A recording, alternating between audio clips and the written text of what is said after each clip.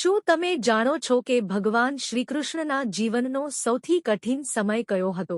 જેમના જન્મ સમયે જ મૃત્યુ સામે ઊભું હતું, જેમણે નાનપણમાં ગાયોનું છાણ ઉપાડ્યું અને ડગલે ને પગલે અપમાન સહન કર્યું, એ જ કૃષ્ણ આજે જગતગુરુ કેમ કહેવાય છે? જો તમે તમારી નિષ્ફળતા કે આળસથી પરેશાન છો, તો આજનો આ વિડિયો તમારી વિચારવાની રીત બદલી નાખશે. વિડિયોને અંત સુધી જોજો, કારણ કે અધૂરું જ્ઞાન હંમેશા જોખમી હોય છે. ચાલો કૃષ્ણના શરણમાં જઈએ.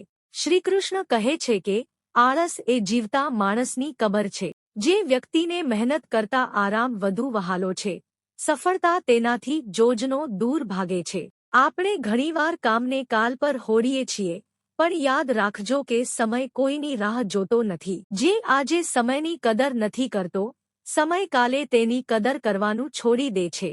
સફળતાનો બીજો મંત્ર છે આત્મવિશ્વાસ. જો તમને જ તમારા પર ભરોસો નથી, તો ઈશ્વર પણ તમારી મદદ કરી શકતો નથી. દુનિયા ભલે તમને નકામા માને, પણ જો તમે અંદરથી મક્કમ હશો તો પથ્થરમાંથી પણ માર્ગ કાઢી શકશો. એકવાર દાનવીર કર્ણે ભગવાન કૃષ્ણને પૂછ્યું, પ્રભુ, મારો વાંક શું હતો?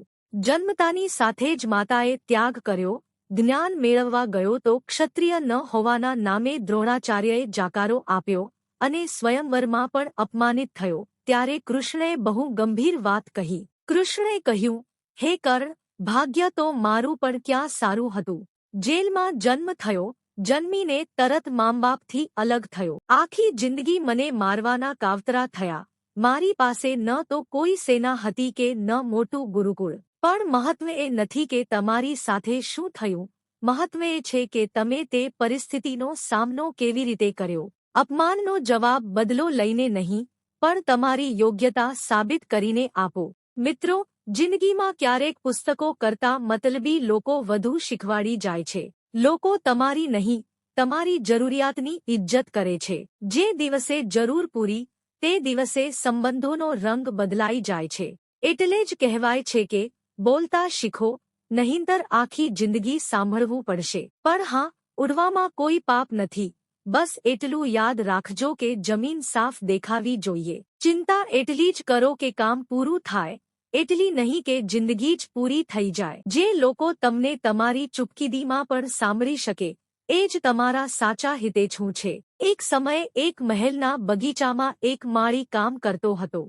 તે બહુ સંતોષી હતો.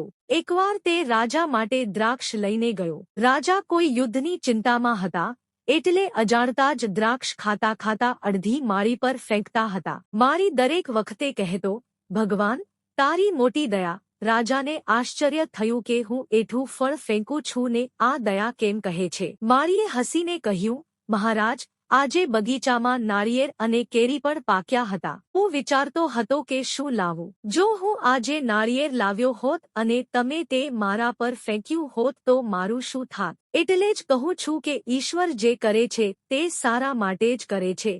આ વાત સાંભળી રાજાની ચિંતા દૂર થઈ ગઈ. તેમને સમજાયું કે જે પરિસ્થિતિ સામે છે તેનો સામનો જ રસ્તો છે. શ્રીકૃષ્ણ કહે છે કે કોઈ પણ વ્યક્તિ આપણો મિત્ર કે શત્રુ બનીને જન્મતો નથી, આપણો વ્યવહાર અને વાણી જ તેને બનાવે છે. જે હંમેશા રડતા રહે છે, સુખ તેના દરવાજેથી પાછું વળી જાય છે.